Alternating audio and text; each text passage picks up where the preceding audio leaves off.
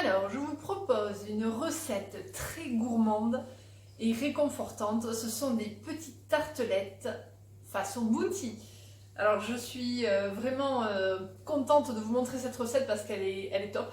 Et vous allez voir une astuce que je vais vous montrer avec l'empreinte du coup qui est nouvelle au catalogue, qui s'appelle l'empreinte petit pain de table. Voilà. Donc la différence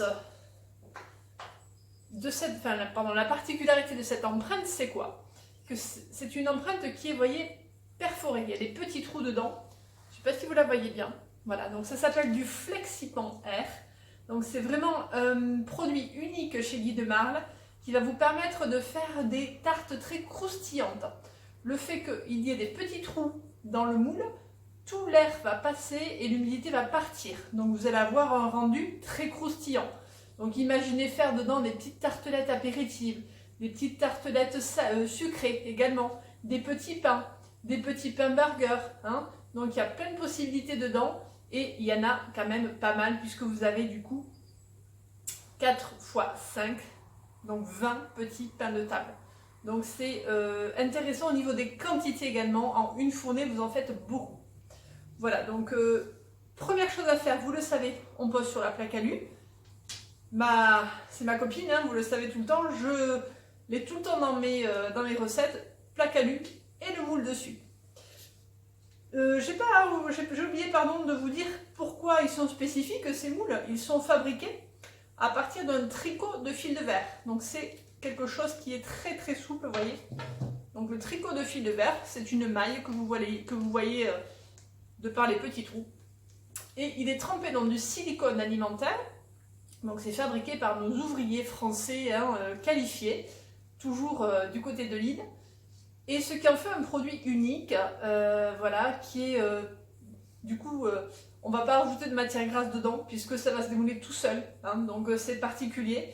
Voilà, par rapport à d'autres produits du commerce que vous trouvez, d'autres moules en silicone, sachez que ceux-là, voilà, ils sont vraiment particuliers et au niveau du rendu, il n'y a pas mieux quoi. Hein. On dit que souvent ce sont les meilleurs moules en silicone au monde. Voilà, donc il y a un savoir-faire français qui est là. Alors pour cette recette, il faudra une pâte sablée que vous faites maison ou que vous achetez dans le commerce. Je vous donnerai ma recette si vous voulez. Pâte sablée. Il vous faudra également de la poudre de noix de coco. Il y a 100 g ici. Du lait concentré. Il y a 200 g. Du chocolat noir, 200 g. Et un petit peu de beurre, 40 g. Voilà. Donc on va commencer par mélanger tout simplement le lait aux noix de coco. Noix de coco, pardon, j'ai oublié mon petit bol. Hop, voilà. Donc je vais mélanger tout ça et je vais le faire tranquillement prendre au frais. Voilà, ça va épaissir, c'est ce qui va faire notre garniture. Donc on mélange. Alors c'est comme ça qu'on fait vraiment l'intérieur du Bounty. Hein. Je ne sais pas si vous avez vu passer des recettes de Bounty maison, mais il y a pas mal de recettes. Et c'est vraiment cette recette-là, lait concentré, lait de coco. Et on retrouve le crémeux qui est à l'intérieur des Bounty. Voilà, c'est vraiment bluffant. Allez, je mélange. Et je vais laisser tranquillement prendre au frais, voilà, le temps que ça va un petit peu épaissir, ça va prendre du volume, hein, un petit peu. Le temps de façonner mes tartelettes. Voilà, allez, on met de côté, on va mettre au frais. Alors, pour mes tartelettes, donc je vais prendre un petit peu de farine légèrement. J'utilise beaucoup cette grande toile, vous voyez, ma grande toile ici qui s'appelle la roule-pâte, qui est vraiment une aide précieuse dans la cuisine. Voilà, c'est une grande toile où on va être vraiment confort. C'est un peu le même principe que la toile de cuisson que je vous ai montré dans l'autre recette. Seulement, elle est beaucoup plus grande et un peu plus épaisse. Et je vais être vraiment à l'aise pour étaler toutes mes pâtes, hein, que ce soit les pâtes sablées, pâtes brisées, pâtes à pizza. Voilà, donc on est bien à l'aise. Donc je préconise de fariner quand même dessus-dessous. Ça va favoriser la découpe, puisque je vais vous montrer un petit peu comment on va les découper. Hein.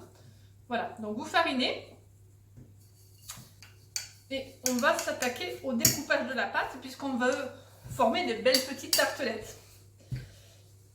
J'ai préchauffé mon four à 180 degrés pour avoir voilà, une jolie cuisson. Alors je voudrais une base qui soit pas trop épaisse non plus, pas trop fine. Hein, donc voilà, on essaie d'avoir, on va dire, un demi-centimètre. Allez, je vais attaquer. Pour ça, je vais avoir un découpoir ici. Donc c'est un découpoir qui fait 6 cm et qui est un petit peu cannelé. Vous voyez, il y a des petites cannelures, ce qui va permettre d'avoir une très très jolie collerette au niveau des tartelettes. Donc je presse tout simplement, je tourne légèrement et j'ai découpé ma pâte. Hop là, et je vais la positionner comme ceci. Voilà, dans mes petits pains. Je dis mes petits pains parce qu'elle s'appelle petit pain, hein, donc voilà. Mais vous verrez, on a d'autres modèles de tartelettes hein, chez Guy de Marle. Là, je vous montre celui-ci parce qu'il est nouveau, mais on en a d'autres donc qui font aussi office de tartelettes. Vous avez les mini tartelettes et vous avez aussi des tartelettes, le même principe en flexipan du coup R. J'ai un autre outil qui est très intéressant, c'est l'outil de fonçage. Voilà, donc ça c'est un outil 2 en 1. Vous allez pouvoir foncer vos tartelettes, c'est-à-dire que vous allez pouvoir appuyer, vous voyez, comme ceci. Alors c'est bien de le fariner un petit peu. Donc vous façonnez vos tartelettes, tout simplement. Elles vont prendre le creux. Elles vont être toutes belles. Donc j'appuie légèrement, voilà. Et l'autre bout, vous voyez l'autre bout qui est ovale, c'est pour les petites barquettes, puisqu'on a un moule mini barquette aussi. Donc c'est pour faire des barquettes de 3 chatons. Et là je vais façonner ma génoise par exemple, vous voyez. Et je pourrais remplir aussi de chocolat, de confiture. Donc ça, c'est un outil magique, 2 en 1. L'outil de fonçage. De toute façon, je vous mettrai les liens hein, de tous les produits que je vous présente dans mes recettes. Vous aurez les liens sans problème. Voilà, vous voyez, c'est vraiment pas compliqué. Le fait de bien fariner dessous, ça m'aide bien à sortir ma pâte. En plus, on peut vraiment en faire plusieurs à la fois. Vous voyez, comme ça, hop, je peux faire à la chaîne. Si j'ai bien fariné, j'en ai 3. Donc là, je fais du travail à la chaîne. Puis ça amuse les enfants, franchement. Si vous êtes confinés, si on est confinés, ben allez-y, hein. Faites de la pâtisserie avec vos enfants. Faites-leur faire des petites tartelettes, ils vont s'amuser. C'est ludique. Ils peuvent apprendre plein de choses hein, en faisant de la pâtisserie. Donc c'est vraiment voilà, du matériel qui est chouette pour toute la famille. Donc voilà, je finis un petit peu mes tartelettes. Si j'y arrive pas, ben, il suffit de la retravailler un petit peu, hein, vous voyez. C'est pas comme une pâte feuilletée, la pâte sablée, on peut la retravailler, il n'y a pas de souci, hein, elle va pas se rétracter. Et cette recette, elle est top, vraiment, je vous la donnerai, c'est à base de farine, d'œuf, de jaune d'œuf, pardon, de sucre et de beurre, voilà, elle n'est pas plus compliquée que ça. Et elle est très facile à utiliser, vraiment. Vous voyez, elle est très souple. Elle est très chouette. Alors, je continue, je finis ma petite plaque.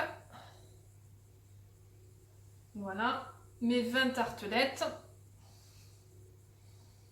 J'essaie de vous les montrer, de me mettre devant surtout. Il en restera un petit peu pour faire une deuxième fournée. Donc ce sont des fonds de tartelettes que vous pouvez garder sans souci. Hein. Vous les gardez, alors moi je vais vous dire que vous les gardez sous vide, puisque je vous parlerai de mon appareil qui fait le vide d'air qui s'appelle B-Save. Elle se garde sans problème plusieurs jours, bien sèche. Hein.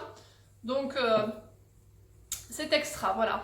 On peut les garnir à sa convenance après, ou les faire à l'avance si vous prévoyez un petit café gourmand en famille, puisque malheureusement on ne peut pas trop recevoir, ou alors un petit comité. Voilà, donc elles sont toutes belles, vous voyez, toutes mimi, avec la petite collerette, l'outil de fonçage, voilà, il n'y a plus qu'à les garnir, hein, c'est ça qui est génial. Donc on va les faire cuire, je vais les faire cuire à blanc, puisque une cuisson à blanc c'est une cuisson où il n'y a rien du tout. Et le but, c'est d'avoir des pâtes sablées à blanc que je vais garnir après avec ma crème noix de coco. Et on finira par une fine couche de chocolat pour faire vraiment le bounty et ça sera top, top, top.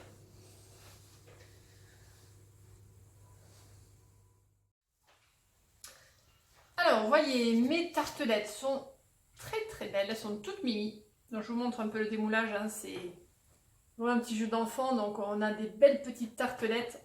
Ça se démoule tout seul, hein. C'est tout simple, vous voyez. On presse par-dessous, elles sont bien formées, elles sont bien croustillantes. Voilà, donc on a vraiment de jolies petites tartelettes qu'on va garnir. Alors je vais prendre du coup ma base qui va être la base de noix de coco et déconcentrée. Donc on va tout simplement étaler. Alors là je me sers d'une petite spatule magique que j'aime beaucoup. Vous voyez, c'est une mini spatule. On appelle ça la mini spatule. Donc elle est très très chouette pour étaler. Donc plein de préparations. Vous allez pouvoir lisser, vous allez pouvoir étaler des préparations dans des moules. Voilà, elle est vraiment très pratique. Donc c'est la mini. On l'a aussi en beaucoup plus grande, hein. Et ensuite, alors je vais en faire plusieurs, pardon. Parce que le but c'est de vous montrer un petit peu et c'est en répétant les choses qu'on s'aperçoit de... Hein, on le voit mieux en fait hein, quand on fait plusieurs fois. Donc voilà, j'étale, je tartine tout simplement ma noix de coco comme ceci. Alors j'ai eu un petit souci juste de cuisson, mon four a un peu chauffé sur les côtés mais c'est pas très grave, ça se mangera quand même. Voilà, ça dépend des fours, hein. Il y a des fours qui chauffent plus que d'autres. Le mien je sais qu'il chauffe plus dans les côtés et je me suis fait avoir. Voilà, donc il fallait que je tourne à mi-cuisson. Alors là, on y va, hein, on tartine, pareil. Donc vous voyez, ça a bien gonflé en fait, ça a bien épaissi, le fait de les laisser un petit peu avant et mettre au frais. Ensuite, alors je vais vous montrer comment je vais m'occuper du chocolat. Moi, je préconise de mettre en poche à douille, ça sera plus simple et vous allez faire quelque chose de plus propre. Donc on a une poche à douille chez Guy de Marle, on a une très très belle poche à douille qui est vraiment chouette parce qu'elle est souple et elle est surtout lavable. Donc je vous la recommande réellement. Et on a différentes douilles aussi. Donc moi je vais utiliser les douilles interchangeables. Ce sont des douilles du coup avec une douille unie comme ça qu'on va mettre à l'intérieur. On va la faufiler à l'intérieur et on va venir visser par-dessus la douille. Donc au moins on est tranquille, elle est bien fixée, elle ne va pas bouger. Voilà, parce qu'il y a d'autres douilles qu'on met à l'intérieur et c'est tout. Celles-ci sont vraiment professionnelles, je veux dire. Et l'autre avantage, c'est que vous allez pouvoir changer, en fait, l'enlever en cours de route. Si vous voulez faire de la décoration de gâteau, on a plusieurs douilles et vous pouvez les visser à votre convenance. Voilà, donc ça c'est vraiment, pareil, du matériel de professionnel et qui est très pratique. Autre chose que j'adore, alors avant de mettre ma poche à douille, je vais visser un petit peu. Donc je vais tourner légèrement ma poche, je vais enfoncer la poche à douille ici pour faire obstruction, parce que je ne veux pas que mon chocolat coule directement. Pourquoi? Parce que je vais mettre ma poche à douille dans mon support de poche à douille, qui est un autre outil génial. Vous voyez, on pense à vous, hein, quand vous avez des solutions dans la cuisine pour bien pâtisser. Donc ça, c'est un support poche à douille qui est en double, qui est en deux parties, qui se lave très bien. Et du coup, vous allez être vraiment super confort. Voilà. Souvent, moi, dans mes ateliers, puisque je fais des ateliers à domicile, hein, c'est mon job habituellement, on me dit « Ah, la poche à douille, j'ai peur, je ne sais pas l'utiliser. » Et souvent, c'est vrai, hein, parce que on se retrouve vraiment maladroitement avec une poche à douille dans la main et on ne sait pas trop quoi en faire. Et là, vraiment, le support est vraiment très très utile. Donc, je vais mettre mon chocolat. Donc, je rappelle que j'ai fait fondre du chocolat avec un petit peu de beurre. Donc, il est fondu. Tout simplement, voilà. Donc, vous le faites fondre, Marie, à douce température. Il ne faut pas le brusquer, le chocolat. Je vous rappelle qu'il ne faut pas le monter à plus de 50 degrés. Ou alors, vous le faites au micro-ondes aussi, à 500 watts. Et vous faites une minute, et vous remuez jusqu'à ce qu'il fonde. Surtout, ne le brûlez pas. Sinon, il va figer, il va être noir, il va sentir mauvais. Voilà, donc là, j'ai mon chocolat. Alors, je vais relaver ma petite spatule. J'en aurai besoin. Et là, du coup, je vais pouvoir garnir mes petites tartelettes. Ça sera plus simple, vous voyez. On fait quelque chose de un petit peu plus propre. Voilà, donc je mets un petit peu de chocolat. Comme ceci. Voilà. Et je vais de nouveau, avec la petite spatule, lisser mon chocolat pour avoir des petites tartelettes toutes belles, toutes jolies. Alors le but c'est de cacher la noix de coco, si vous pouvez. Mais ça peut être très sympa aussi de le laisser apparent. Voilà, donc la mini spatule, pour ça, elle est vraiment pratique. On fait du travail de minutie avec, vous voyez. Voilà. Donc en voilà une.